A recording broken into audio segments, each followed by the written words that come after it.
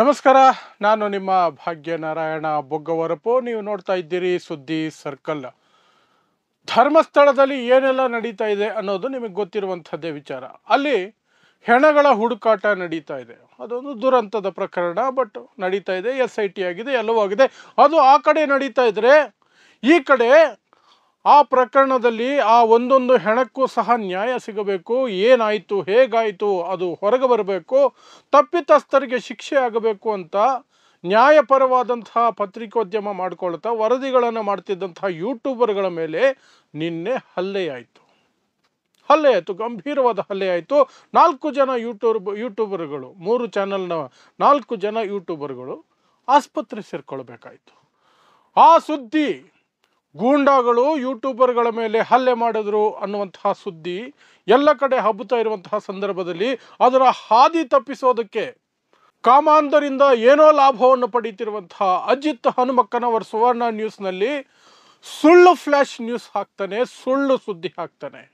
ಏನಂತ, ತನ್ನ ರಿಪೋರ್ಟರ್ಗಳ ಮೇಲೆ, ತನ್ನ ಚಾನಲ್ನ ರಿಪೋರ್ಟರ್ ಮತ್ತು ಕ್ಯಾಮ್ರಾಮನ್ ಮೇಲೆ ಮಹೇಶ್ ಶೆಟ್ಟಿ ತಿಮರೋಡಿ ನೇರವಾಗಿ ಹಲ್ಲೆ ಮಾಡಿಬಿಟ್ಟಿದ್ದಾರೆ ಅಂತ. ಈ ಹಲ್ಲೆಯನ್ನ ಧರ್ಮದೇಟು ಅಂತಾನೆ, ಯಾವುದನ್ನ ಯೂಟ್ಯೂಬರ್ಗಳು ನ್ಯಾಯಪರವಾಗಿ ಅಲ್ಲಿ ಹೋಗಿ ಸುದ್ದಿಗಳನ್ನು ಮಾಡ್ತಿದ್ದಂತಹ, ವಿವರವಾಗಿ ಹೇಳ್ತೀನಿ, ಅಲ್ಲಿ ಹೋಗಿ ಸುದ್ದಿಗಳನ್ನು ಮಾಡ್ತಿದ್ದಂತಹ ವಿಚಾರಕ್ಕೆ ಅವರಿಗೆ ಗೂಂಡಾಗಳು ಬಂದು ಹಲ್ಲೆ ಮಾಡಿದ್ರೆ ಅದನ್ನ ಧರ್ಮದೇಟಂತೆ ಸಿಟ್ಟಿಗೆದ್ದ, ಏನೋ ಧರ್ಮಸ್ಥಳದ ಬಗ್ಗೆ ಸುಳ್ಳು ಸುದ್ದಿಗಳನ್ನು ಮಾಡ್ತಿದ್ದಕ್ಕೆ ಸಿಟ್ಟಿಗೆದ್ದು ಅಲ್ಲಿನ ಜನ ಧರ್ಮದೇಟು ಕೊಟ್ರಂತೆ.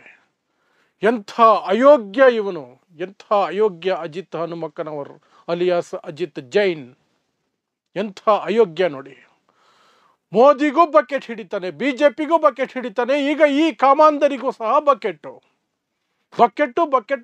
ಬದುಕೇ ಬಕೆಟ್ಟು. ಮಾನಗೆಟ್ಟ ಜನ್ಮ. ಆ ಸುಳ್ಳು ಸುದ್ದಿಯನ್ನು ನಿನ್ನೆ ಪ್ರಸಾರ ಮಾಡಿದ್ದೇನೆ. ಸೊ ದಟ್ ಮೇನ್ ನ್ಯೂಸ್ ಇದೆಯಲ್ಲ, 40-50 ಜನ ಗೂಂಡಾಗಳು ಬಂದು 3 ಯೂಟ್ಯೂಬ್ ಚಾನಲ್ಗಳು, ಕುಡ್ಲಾ ರ್ಯಾಂಪೇಜ್ ಅನ್ನುವಂತಹ ಚಾನಲ್ನ ಅಜಯ್ ಅಂಚನ್ ಮತ್ತು ಅವರ ಕ್ಯಾಮ್ರಾಮನ್, ಯುನೈಟೆಡ್ ಮೀಡಿಯಾದ ಅಭಿಷೇಕ್ ಅನ್ನುವರ ಮೇಲೆ, ಮತ್ತು ಸಂಚಾರಿ ಸ್ಟುಡಿಯೋದ ವಿಜಯ್ ಅನ್ನುವರ ಮೇಲೆ, ಮತ್ತು ಯುನೈಟೆಡ್ ಮೀಡಿಯಾದ ಕ್ಯಾಮ್ರಾವನ್ನು ಧ್ವಂಸ ಮಾಡಿ ಬಿಸಾಕಿದ್ದಾರೆ. ಕಾಸ್ಟ್ಲಿ ಕ್ಯಾಮ್ರಾವನ್ನು ಏನು ಸಿಕ್ಕಿದೆ ಅದರಲ್ಲಿ ಹೊಡೆದಿದ್ದಾರೆ, ಕಾಲಲ್ಲಿ ತೊಳೆದಿದ್ದಾರೆ ಅವರನ್ನು. 40-50 ಜನ ಬಂದು ಹೇಡಿಗಳ ಹಾಗೆ ಗೂಂಡಾಗಳು ಪ್ರಿಪೇರ್ ಆಗಿ, ಮಾನಸಿಕವಾಗಿ, ದೈಹಿಕವಾಗಿ ಅದಕ್ಕೇನೆಲ್ಲ ವಸ್ತುಗಳು ಬೇಕೋ ಅವುಗಳನ್ನೆಲ್ಲ ಇಟ್ಕೊಂಡು ಪ್ರಿಪೇರ್ ಆಗಿ ಬಂದು ಸುಮ್ಮನೆ ವರದಿ ಮಾಡ್ತಿದ್ದಂಥ ಯೂಟ್ಯೂಬರ್ಗಳ ಮೇಲೆ ದಾಳಿ ಮಾಡಿದ್ದಾರೆ. ಎಲ್ಲಿ IPS ಆಫೀಸರ್ಗಳು, ದೊಡ್ಡ ಪೊಲೀಸ್ ಆಫೀಸರ್ಗಳು ಬೀಡು ಬಿಟ್ಟಿರುವಂತಹ ಆ ಜಾಗದಿಂದ ಸ್ವಲ್ಪ ದೂರದಲ್ಲಿ, ಮತ್ತು ಪೊಲೀಸ್ ಸ್ಟೇಷನಿಂದ 1/2 ಕಿಲೋಮೀಟರ್ ದೂರದಲ್ಲಿ ಸೌಜನ್ಯ ಮನೆಯ ಬಳಿ. ಯಾಕೆ ಹೋಗಿದ್ರು ಯೂಟ್ಯೂಬರ್ಗಳು? ಇವ್ರ ಥರ ಏನಾದರೂ ದಂಗೆ ಮಾಡೋಕೆ ಹೋಗಿದ್ರಾ? ಧರ್ಮದ ನಡುವೆ ಬೆಂಕಿ ಹಚ್ಚಕ್ಕೆ ಹೋಗಿದ್ರಾ? ಇನ್ನೇನಾದರೂ ಮಾಡೋಕ್ಕೆ ಹೋಗಿದ್ರಾ? ಅವರು ಹೋಗಿದ್ದು ಸುದ್ದಿ ಮಾಡೋದಕ್ಕೆ. ಏನು ಸುದ್ದಿ? ಸೌಜನ್ಯ ಕೊಲೆಯಾಗಿ 13 ವರ್ಷ ಆದರೂ ನ್ಯಾಯ ಸಿಗಲಿಲ್ವಲ್ಲ, ಆ ಕುಟುಂಬಕ್ಕೆ ಸಾಂತ್ವನ ಹೇಳಬೇಕು, ಮಾತಾಡಿಸ್ಬೇಕು ಅಂತ ಅಲ್ಲಿಗೆ ಯೂಟ್ಯೂಬ್ ಬಿಗ್ ಬಾಸ್ ಖ್ಯಾತಿಯ ರಜತ್ ಅನ್ನುವಂಥ ವ್ಯಕ್ತಿ ಬಂದಿದ್ರು. ಆ ವ್ಯಕ್ತಿಯನ್ನ ಮಾತಾಡಿಸ್ತಿರ್ಬೇಕಾದ್ರೆ ಅವ್ರ ಫ್ಯಾಮಿಲಿಯವರು ಹೊರಗಡೆ ಬಂದ ಮೇಲೆ ನಾವು ಇಂಟರ್ವ್ಯೂ ಮಾಡೋಣ ಅಥವಾ ಅವರ ಪ್ರತಿಕ್ರಿಯೆ ಪಡ್ಕೊಳ್ಳೋಣ ಅಂತ ಈ ಯೂಟ್ಯೂಬರ್ಗಳು ಅಲ್ಲಿ ನಿಂತು ಕಾಯ್ತಾ ಇದ್ದಿದ್ದು. ಅಷ್ಟರಲ್ಲೇ ಬಂದ್ರಲ್ಲ ಈ ರೌಡಿ ಪಡೆ. ಬಂದಿದ್ದೆ ನೇರವಾಗಿ ದಾಳಿ. ಎಂಥ ಕ್ರೂರತೆ ಇದೆ ನೋಡಿ ಆ ಜಾಗದಲ್ಲಿ, ಆ ಜಾಗವನ್ನು ಹತೋಟಿಯಲ್ಲಿ ಇಟ್ಕೊಂಡಿರುವಂತಹ ಕಾಮಾಂಧರಲ್ಲಿ. ಅಷ್ಟು ಕ್ರೂರತೆ.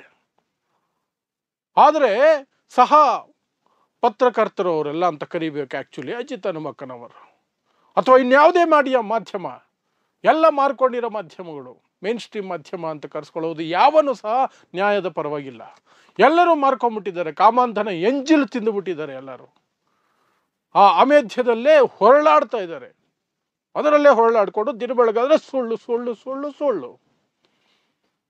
ಪತ್ರಕರ್ತರು ಯಾರೇ ಆಗಿರಲಿ, ಅವರು ಯೂಟ್ಯೂಬರ್ಸ್ ಆಗಿರಲಿ, ಚಾನೆಲ್ನವರಾಗಿರಲಿ, ಸ್ಯಾಟಲೈಟ್ ಚಾನೆಲ್ ಆಗಿರಲಿ, ಕೇಬಲ್ TV ಆಗಿರಲಿ, ಪತ್ರಕರ್ತರು ಅಂದರೆ ನಮ್ಮ ಸಹೋದ್ಯೋಗಿಗಳು, ಅವ್ರ ಮೇಲೆ ಹಲ್ಲೆ ಆದರೆ ನಾವು ಖಂಡಿಸ್ತೀವಿ ಅಂತ ಹೇಳಬೇಕಾದಂಥವ್ರು ಅದನ್ನು ಧರ್ಮದೇಟು ಅಂತ ವಿಜೃಂಭಿಸೋಕೆ ನೋಡ್ತಾರೆ. ಅನ್ನ ತಿಂದರೆ ಇಂತಹ ಯೋಚನೆಗಳು ಬರಲ್ಲ. ಆದರೆ ಅದಕ್ಕೂ ಮೀರಿ ಅದನ್ನು ತಪ್ಪಿಸಬೇಕು, ಹಾದಿ ತಪ್ಪಿಸ್ಬೇಕು, ಆ ಸುದ್ದಿಗಳನ್ನು ಕಟ್ ಮಾಡಿ ಹೊಸ ಫ್ಲ್ಯಾಶ್ ಬರಬೇಕು, ಹೊಸ ಸುದ್ದಿಗಳು ಚರ್ಚೆ ಆಗಬೇಕು ಅಂತ ನನ್ನ ಚಾನಲ್ ಸುವರ್ಣ ನ್ಯೂಸಿನ ಪತ್ರಕರ್ತ ಕ್ಯಾಮ್ರಾಮ್ಯಾನ್ ಮೇಲೆ ಹಲ್ಲೆಯಾಗಿದೆ. ಅದು ಏನು, ಮಹೇಶ್ ಶೆಟ್ಟಿ ತಿಮರೋಡಿ ನೇರವಾಗಿ ಹಲ್ಲೆ ಮಾಡಿದ್ದಾರೆ ಅಂತೆ. ಹೀಗಂತ ಒಂದು ಸುಳ್ಳು ಸುದ್ದಿ ಹರಡಿಸಾಯಿತು. ಅದು ಸುಳ್ಳು ಸುದ್ದಿ ಅನ್ನೋದು ಕೆಲವೇ ಗಂಟೆಗಳಲ್ಲಿ ಪ್ರೂವ್ ಆಗುತ್ತೆ. ಯಾಕೆಂದರೆ ಯಾವ ಕ್ಯಾಮ್ರಾಮ್ಯಾನ್ ಹರೀಶ್ ಅನ್ನುವಂಥವನು ಮತ್ತು ನವೀನ್ ಪೂಜಾರಿ ಕ್ಯಾಮ್ರಾಮ್ಯಾನ್ ಹರೀಶ್ ಅನ್ನುವಂಥವನು ಪತ್ರಕರ್ತ, ಯಾರ ಮೇಲೆ ಹಲ್ಲೆ ಆಗಿದೆ ಅಂತ ಈ ಅಜಿತ್ ಹನುಮಕ್ಕನವರು ಸುಳ್ಳು ಹೇಳಿದ್ನೋ ಅವರದೇ ವಿಡಿಯೋ ಹೊರಗಡೆ ಬಂತು. ನಮ್ಮನ್ನು ಯಾರೂ ಹೊಡೆದಿಲ್ಲ, ನಮ್ಮ ಮೇಲೆ ಹಲ್ಲೆ ಆಗಿಲ್ಲ, ಮೆಡಿಕಲ್ ರಿಪೋರ್ಟ್ಸ್ ಬಂತು, ಯಾವ ಹಲ್ಲೆನೂ ಆಗಿಲ್ಲ, ಯಾರು ಮುಟ್ಟೇ ಇಲ್ಲ ಅವ್ರ ಮೇಲೆ, ಅವರನ್ನು ಹೀಗೆ ಬಂತು. ಇವತ್ತು FIR ಸಹ ಆಗಿದೆ, 3 ಜನರ ಮೇಲೆ ಆಗಿದೆ. ಅಜಿತ್ ಹನುಮಕ್ಕನವರ್, ಈ ಹರೀಶು, ನವೀನ್ ಪೂಜಾರಿ 3 ಜನರ ಮೇಲೆ ಆಗಿದೆ. ಏನು ಷಡ್ಯಂತ್ರಗಳನ್ನು ರೂಪಿಸ್ಬೇಕು ಅಂತಿದ್ದಾರೆ ಇವರು, ಏನು ಷಡ್ಯಂತ್ರಗಳನ್ನು ರೂಪಿಸ್ಬೇಕು ಅಂತಿದ್ದಾರೆ? ಇದು ಸ್ಪಷ್ಟವಾಗಿ ಒಂದು ಯೋಜಿತವಾಗಿ ಒಂದು ಪ್ರೀ ಪ್ಲ್ಯಾನ್ಡ್ ಅಟ್ಯಾಕು, ಮತ್ತು ಅದನ್ನು ಹಾದಿ ತಪ್ಪಿಸೋದಕ್ಕೆ ಅಥವಾ ಆ ಸುದ್ದಿಯನ್ನು ಜನ ಪಕ್ಕಕ್ಕಿಟ್ಟು ಬೇರೆ ಏನೋ ನೋಡಬೇಕು ಅನ್ನೋ ರೀತಿ ಮಾಡೋದಕ್ಕೆ ಇದೊಂದು ಸುಳ್ಳು. ಅದು FIR ಆಗಿದೆ. ಈಗ FIR ಆಗಿದೆ ಅಂತ ಸಮಾಧಾನ ಪಟ್ಕೊಳ್ಬೇಕಾ, ಅಥವಾ ಈ ಹೇಡಿ ಸರ್ಕಾರಕ್ಕೆ ಬಂಧನ ಮಾಡುವ ಧೈರ್ಯ ಇಲ್ಲ, ಕೇಸರಿ ಶಾಲೆ ಹಾಕ್ಕೊಂಡು ಹಿಂದುತ್ವದ ಹೆಸರಿನಲ್ಲಿ ಏನು ಮಾಡಿದ್ರೂ ಬಂಧನ ಆಗಲ್ಲ ಅನ್ನೋದು ಅವ್ರಿಗೂ ಗೊತ್ತಿದೆ. ಅದನ್ನು ನಾವು ನೆನಪಿಸ್ಕೊಂಡು ಕಣ್ಣೀರು ಹಾಕಬೇಕಾ ಗೊತ್ತಿಲ್ಲ. ಈಗ ಅಂತಹ ಪರಿಸ್ಥಿತಿ ಈ ರಾಜ್ಯ ಸರ್ಕಾರದ್ದು.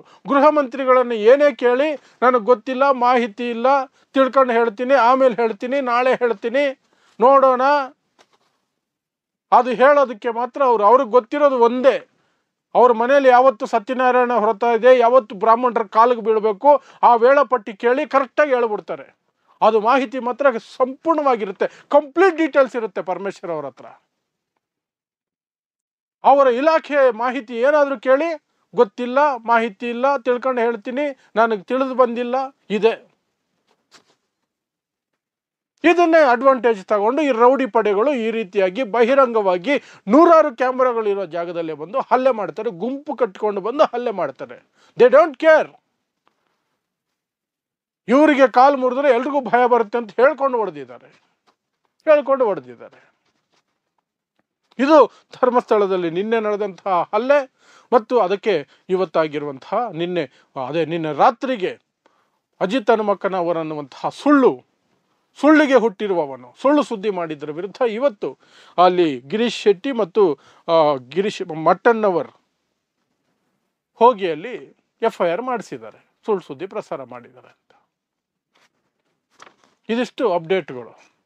ನೋಡೋಣ, ಇನ್ನು ಪಾಯಿಂಟ್ ನಂಬರ್ 13 ಅಂತ ಒಂದಿದೆ, ಅದರ ಬಗ್ಗೆ ಏನು ಡಿಗ್ಗಿಂಗ್ ಆದರೆ ಏನು ಹೊರಗಡೆ ಬರುತ್ತೋ ಗೊತ್ತಿಲ್ಲ. ಆ ನಂತರ SIT ಅವರು ಏನು ಕ್ಲಾರಿಫಿಕೇಶನ್ ಕೊಡ್ತಾರೆ, 13 ಪಾಯಿಂಟ್ಗಳು ಪ್ಲಸ್ ಗುರುತು ಮಾಡದ ಒಂದು ಪಾಯಿಂಟು ಸಹ ಅಲ್ಲಿ ಕಳೆಬರಗಳು ಸಿಕ್ಕಿದೆ ಅನ್ನೋ ಸುದ್ದಿಗಳಿದ್ದಾವೆ. ಅದರ ಬಗ್ಗೆಯೂ ಸಹ ಒಂದಷ್ಟು ನೋಡೋಣ. ಬಂಗ್ಲಾಗುಡ್ಡದಲ್ಲಿ ಏನು ಸಿಕ್ತು, ಮಿಕ್ಕಿದ ಜಾಗಗಳಲ್ಲಿ ಏನು ಸಿಕ್ತು ಅಂತ SIT ಏನು ಹೇಳ್ತಾರೋ, ಅಥವಾ ಅವರು ಸಹ ಗೋಪ್ಯವಾಗಿ ಇಟ್ಕೊಂಡು ಕನ್ಫ್ಯೂಷನಲ್ಲೇ ಇಟ್ಟಿರ್ತಾರೆ ಜನರನ್ನು, ಅದನ್ನು ಸಹ ಇನ್ನೊಂದು 2-3 ದಿನದಲ್ಲಿ ನಾವು ನೋಡಬಹುದು. ಸೊ ಇಂತಹದೇ ವಿಶೇಷ ವರದಿಗಳಿಗಾಗಿ ನೋಡ್ತಾ ಇರಿ ಸುದ್ದಿ ಸರ್ಕಲ್. ನಾನು ನಿಮ್ಮ ಭಾಗ್ಯನಾರಾಯಣ ಬೊಗವರಪು.